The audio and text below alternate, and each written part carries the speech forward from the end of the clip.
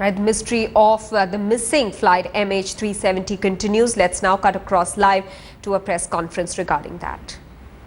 Responsibility not to release information until it has been verified by the international investigation teams. This responsibility is not only to the families and to the investigation, but also to the search and rescue operations. It would be irresponsible to deploy substantial assets merely on the basis of unverified and uncorroborated information. As soon as the possibility emerged that the plane had carried out an air turn back to the Straits of Malacca, we expanded our search to that area. I would like to reiterate the US investigating team's statement about that decision. Based on the information and data given by the Malaysian authorities, the US team was of the view that there were reasonable grounds for the Malaysian authorities to deploy resources to conduct search on the western side of peninsular Malaysia. As soon as we verified and corroborated the new satellite information as to the possible last known whereabouts of the aircraft, we recalibrated our search efforts to the northern and southern corridors as announced by the Prime Minister. After my statement, we will release a more detailed map of the northern and southern corridor, which looks something like this. Malaysia Airlines has set up operation centres in both Kuala Lumpur and Beijing to care for the families of the crew members and passengers. MAS has allocated each family a caregiver who will be on 24-hour duty. They have sent more than 100 staff and caregivers to Beijing. The airline gives daily briefings to the families. They provide counselling sessions and they contact families that have elected not to come to Malaysia between 2 or 3 times a day. Ladies and gentlemen, over the past 2 days, we have been recalibrating the search for MH-370. It remains a significant diplomatic, technical and logistical challenge.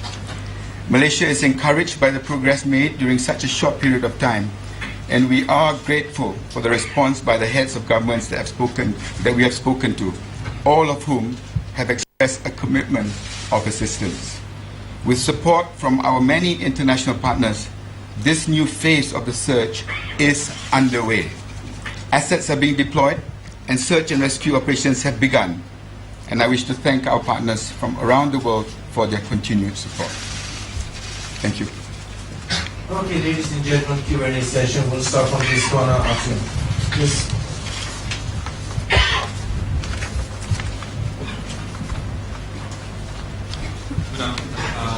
Good afternoon. I'm here from RTM Radio. Okay, I got 2 questions here.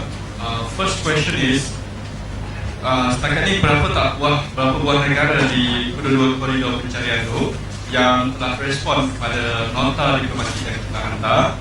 Dan satu lagi, hari ini Daily Mail telah menyiarkan footage CCTV di KLA menunjukkan kedua pilot MH-370 diperiksa badan mereka sewaktu menempati garisan keselamatan. Jadi Terima kasih. Soalan pertama tadi, bila kita menghantar diplomatic notes kepada negara-negara yang terlibat dalam dua-dua koridor tersebut, kita baru menghantar pagi tadi secara verbal daripada 14 negara yang kita hantar, kita telah menerima kebanyakannya daripada mereka, hampir lebih daripada separuh sudah pun saya terima. InsyaAllah saya rasa semuanya akan dapat memberi sokongan dan juga asisten daripada apa yang kita minta. Jadi masalah ini tidak akan timbul kerana kebanyakannya sudah setuju secara verbal.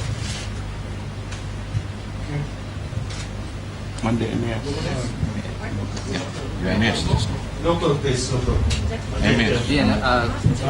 This regarding the, I think the what you call the security tape about the pilots being checked at the security check. Well, the disappearance of MH-370 remains the biggest aviation mystery of our times. Malaysia, they're saying that the search has been expanded. A US team is of the opinion, it says, to increase the search to the western side of the Malaysian peninsula.